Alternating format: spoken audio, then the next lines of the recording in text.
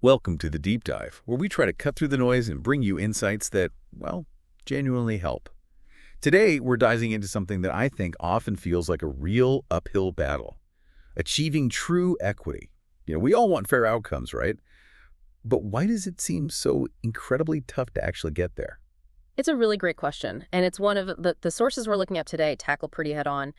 The thing is, the intention for equity, it's almost always there.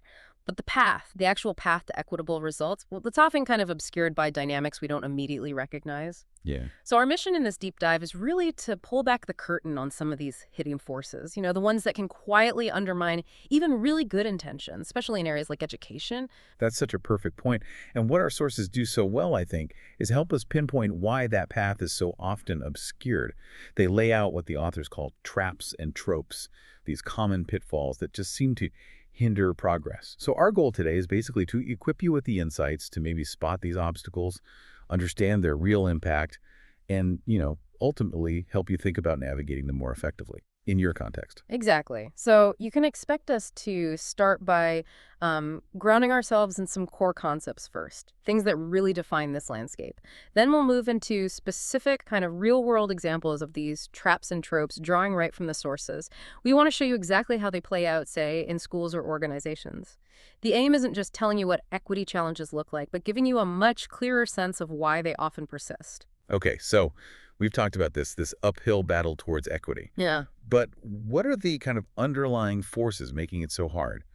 Our sources argue, and I think convincingly, that we can't really tackle these challenges without first understanding some foundational concepts. Think of them like invisible currents, maybe shaping the whole landscape. Let's start with implicit bias. Right. This refers to those, well, subconscious associations we all seem to harbor.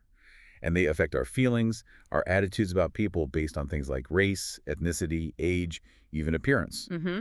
And the core insight here, I think, is that these biases operate below our awareness. That means even when we have the best intentions, we're still navigating this landscape that's subtly shaped by them. Right, unconsciously. Yeah. They develop over a whole lifetime, shaped by, continuous exposure to messages, direct and indirect, often reinforced by things like the media, news programming.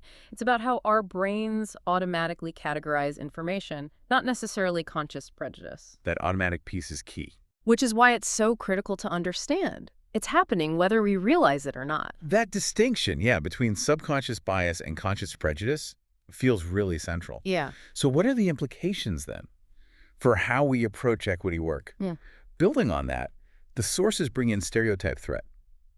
What's really striking about this one, it's a psychological threat, right? Exactly. Where individuals like, say, women in STEM or people of color in academic settings, they feel this pressure to, disprove negative stereotypes about their group. And that pressure, the sources say, can actually impair their performance. Just the feeling of pressure itself. Yeah. Wow. The sources highlight it as this kind of unanticipated source of deficits, especially in standardized test performance, particularly for Black students. There's a powerful example, actually, right from a student who shared something like, my math teacher was saying if you're Chinese or Vietnamese, it's easier for you to learn math than if you're Latino. Oh, wow. And the student finished by saying, this can cause harm.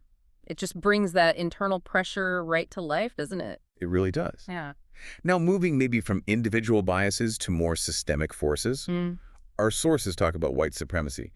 And it feels crucial to understand their specific definition here because it often challenges, common assumptions. It does. The sources frame it not just as overt KKK-style racism, but as a deep-seated system. A system of beliefs and structures created by white people that promote and maintain white racial advantage globally. Yeah, and what's important there is recognizing how it sort of quietly confers unearned power and privilege, while at the same time disempowering others. And distinct from that general idea, the sources also define anti-Black racism. Yeah. They describe it as a two-part formation that specifically targets, devalues, and systemically marginalizes Black people. It's historical, it's embedded, it operates often through covert, structural, and systemic racism. Think policies, institutions that disregard Black people and privilege white practices. So it's more targeted than the broader concept. Exactly. It highlights how a general concept like white supremacy can sometimes act like a one-size-fits-all approach to marginalization, whereas anti-Black racism has very specific targets and mechanisms. That specificity feels like a really vital distinction. And within this broader framework, we also encounter settler colonialism. Mm. The sources describe this as a feature of white supremacy. Could you unpack that a bit, Yeah. especially in a current context? Absolutely. So it involves the removal and erasure of indigenous peoples, historically for land use by settlers. But crucially, the sources emphasize it's not just a historical event. It's not something that just happened in the past. Right. It's a living reality right now on appropriated land today.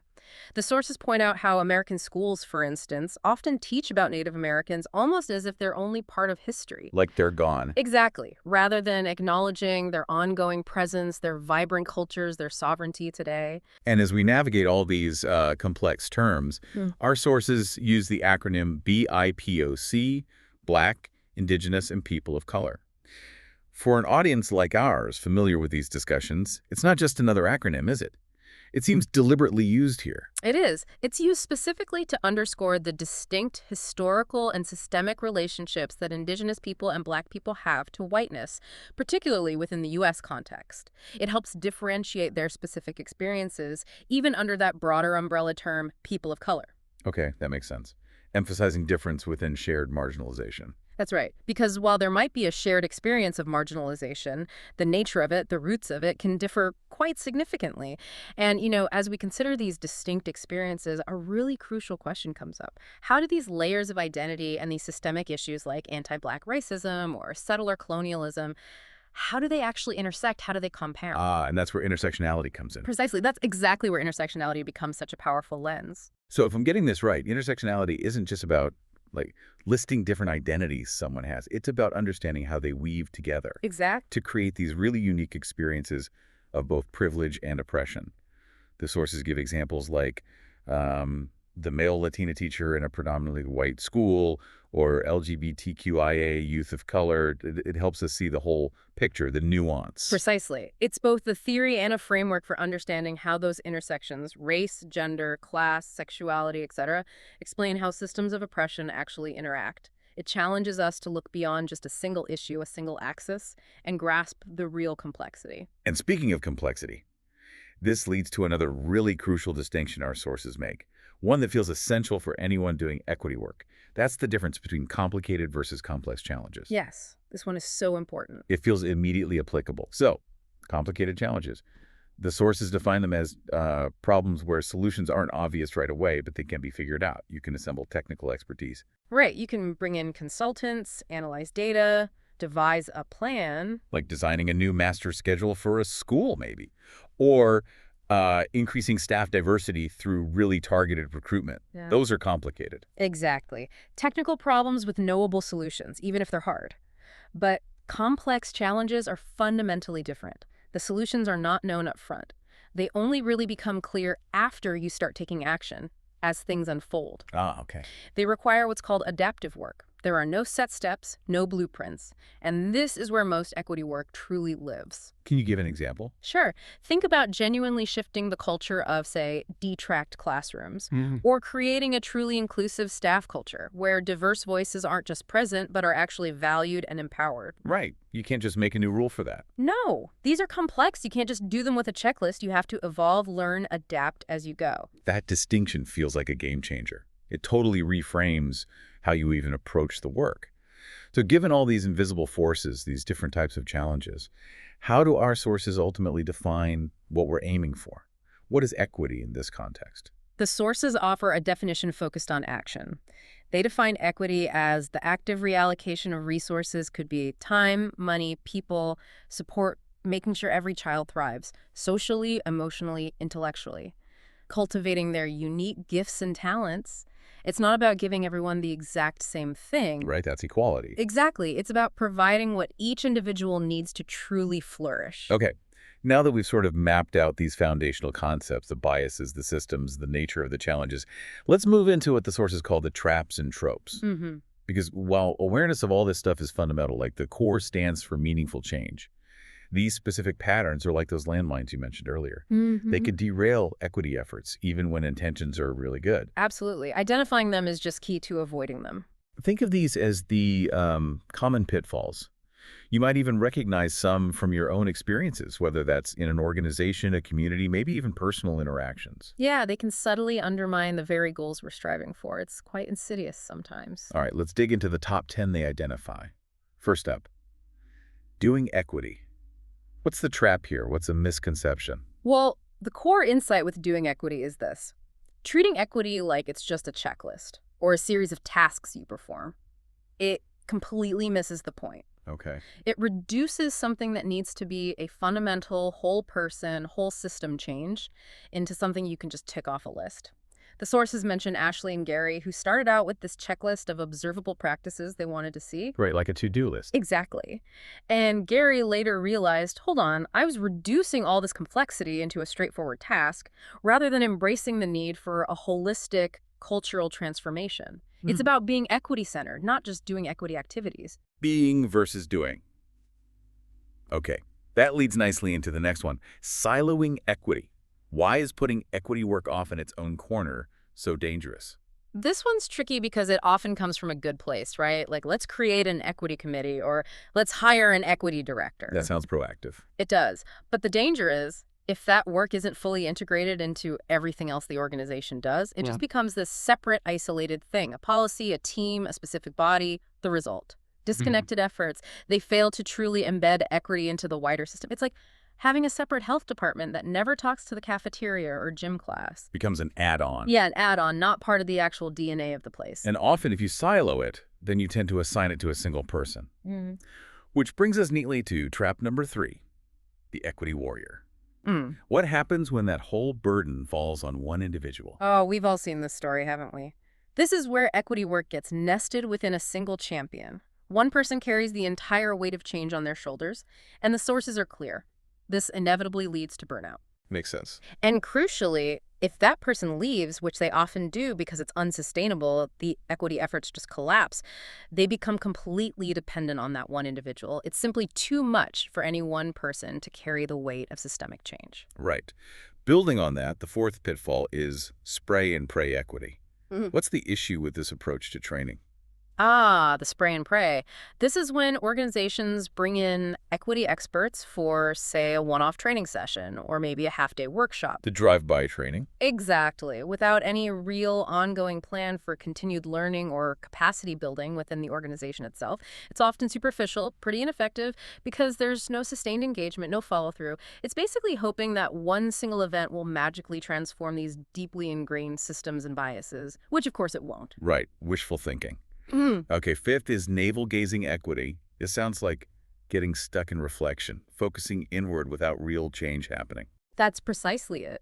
This trap keeps equity work stuck at the level of self-reflection, personal awareness workshops, maybe book clubs, which are good starting points. But not enough on their own. Right. They fail to actually penetrate and change what happens in the classroom, what the sources call the instructional core, or shift the broader school structures and policies. It's all about focusing inwardly on individual attitudes without addressing the systemic issues or making tangible changes in how things actually operate day to day. You're thinking deeply, perhaps, but not transforming deeply. So it's not just about examining my biases, it's about how those biases get baked into the system, which connects naturally to number 6.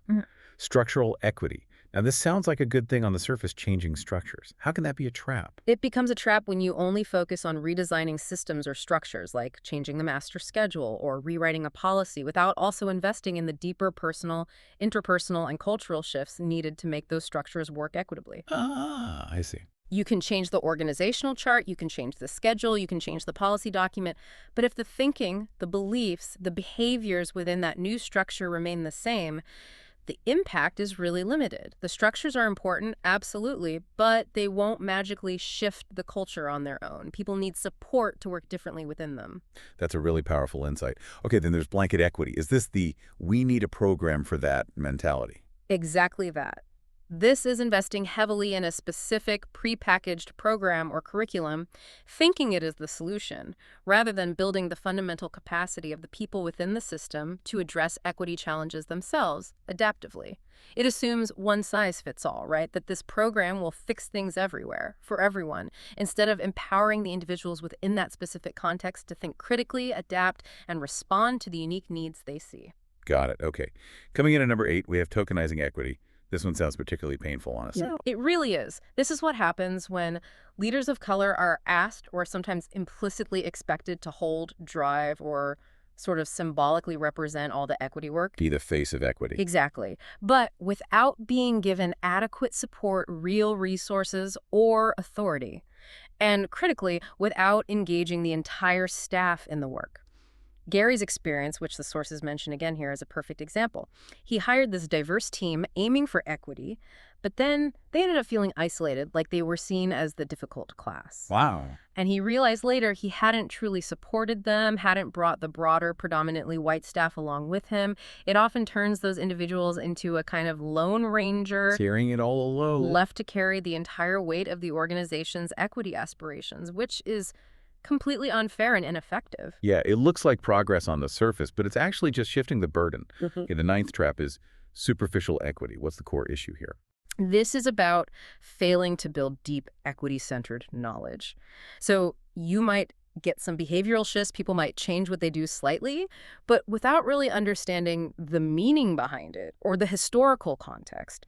It's focusing on surface-level changes, like using certain language or putting up diverse posters without addressing the why. Why are these issues happening? What are the root causes?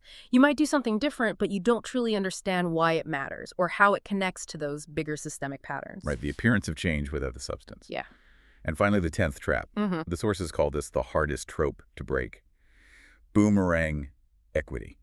This sounds like a cycle of setback. It truly is the disheartening cycle. It's when you invest significant time, energy, resources, you work hard to understand equity challenges, you even make some real progress, but then you revert. Oh, no. You slide back to previous mental models, old habits, familiar solutions, often ones that you now know lead to unintentional harm or maintain inequity. The sources give that stark example of Gary's team again. They developed this culturally responsive teaching approach, which led to incredible results, 94% Black student success rate. Amazing. Yeah. But then for various reasons, maybe pressure, maybe lack of sustained support, maybe just the pull of the old ways, they reverted to previous teaching methods that they knew disadvantaged Black students. It's the huge challenge of sustaining change against those deeply ingrained individual and systemic patterns. That pull back to the comfortable way is incredibly strong. Wow. You can really see, listening to all 10 of those, how awareness is just. It has to be the fundamental first step for any effective equity work. It requires that constant reflection, doesn't it? And a real willingness to engage with the complex challenges, not just the complicated ones you can solve with a technical fix. It's about being constantly on guard for these landmines, as you call them, that can just derail even the best intentions. Absolutely. And we've covered a lot of ground here, exploring those subtle but powerful ways, things like implicit bias, stereotype threat, and these big systemic issues like white supremacy and anti-Black racism actually manifest, and how these forces contribute directly to these common traps and tropes that pop up in equity efforts. Understanding these pitfalls, from doing equity all the way to that difficult boomerang equity, it really is the critical first step if the work is going to be truly transformative. And I think it's important to stress this deep dive isn't just about school systems, is it? It's about understanding the subtle ways challenges to equity can arise in any setting, any organization, any community. So as you're listening, maybe think about how these traps and tropes might be showing up in your own field, or even in your daily interactions. Where are those landmines hidden in your world? Yeah, that's a great prompt. And maybe to leave you with a final provocative thought, let's consider that quote from Bettina Love in our sources. She says, "Abolitionists want to understand the conditions that normalize oppression and uproot those conditions." So, what if our biggest obstacle to achieving equitable change isn't actually a lack of desire or lack of good intentions, but maybe it's a lack of fully understanding these deeply embedded patterns, these traps and tropes that keep us stuck? What's maybe one small step you could take, starting today, to recognize and perhaps challenge one of these traps in a context that really matters to you?